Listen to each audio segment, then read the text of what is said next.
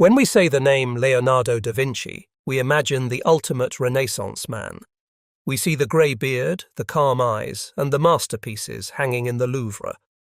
We revere him as the patron saint of productivity. But the historical reality is much more frustrating and much more relatable. Leonardo da Vinci was not a machine of production, he was a master of procrastination. In his 67 years of life, he produced fewer than 20 finished paintings. He would start a project, work on it for a week, and then get distracted by the flight of a bird, the flow of water, or the anatomy of a horse's leg. He would leave patrons waiting for decades. He would leave murals half-painted on church walls. On his deathbed, he reportedly apologized to God and man, saying that he had not executed his work as he should have. This is the curse of the unfinished mind.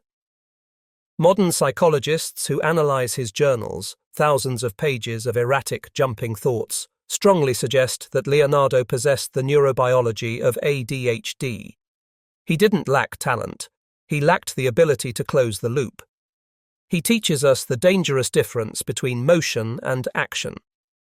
Motion is planning, learning, and strategizing. Action is finishing. Leonardo spent his life in beautiful, brilliant motion, but he often failed to take the final step of action.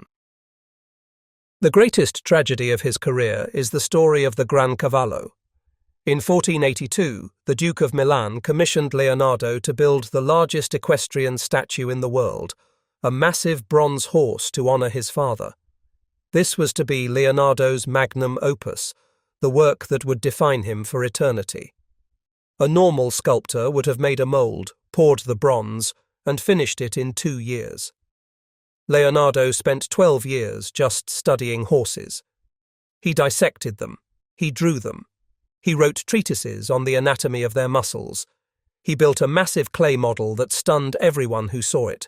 He was finally ready to pour the bronze. But because he had waited so long, war arrived.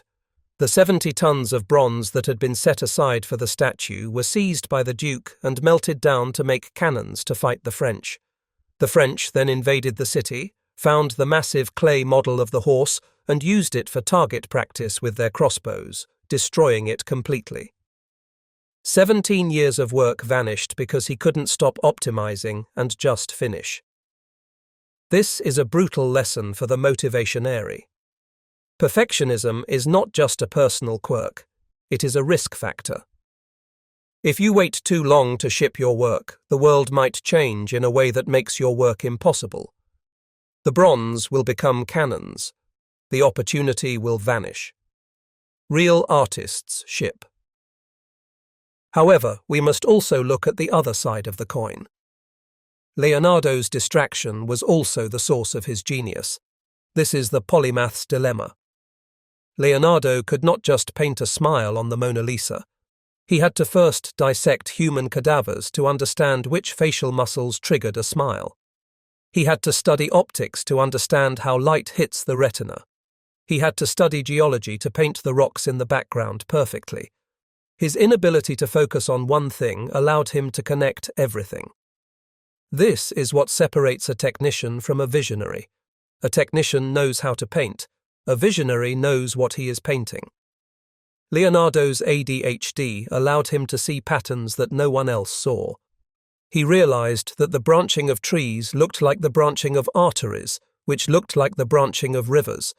He saw the unity of nature. But this system thinking comes at a heavy price. It creates a mind that is easily bored by the mundane details of execution. Once Leonardo solved the problem in his head, he lost interest in the labor of finishing it. To him, the painting was done the moment he understood the geometry. The actual act of putting paint on canvas was just manual labor. Psychologically, this creates a state of chronic dissatisfaction. A mind like Leonardo's is always living in the realm of the potential, which is perfect and unlimited. The moment you bring an idea into reality, it becomes limited. It becomes flawed. It becomes work. This is why so many creative people struggle to finish. They are not afraid of failing. They are afraid of ruining the perfect version of the idea that lives in their head. but history rewards the tangible. We revere Leonardo for the 15 paintings he finished, not the 1,000 he planned. Imagine what the world would look like if he had focused. Imagine the machines he could have built if he hadn't been distracted by the next shiny object. So, how do we handle the curse of the unfinished in our own lives? We must learn to forgive our own unfinished work, but we must also learn to fear it. Leonardo's motto was ostinato rigore, obstinate rigor. He tried to force himself to focus, but he often failed. The lesson for us is to build systems that protect us from our own curiosity. If you are a visionary, you need a finisher on your team, someone who doesn't care about the theory but cares about the deadline. You need to set artificial constraints. You need to understand that a flawed project that exists is infinitely more valuable than a perfect project that doesn't. Leonardo da Vinci was a genius despite his habits, not because of them. He serves as a beautiful, frustrating reminder that talent is common, but the discipline to endure the boredom of completion is rare. Do not let your great horse turn into cannons. Pour the bronze, finish the work.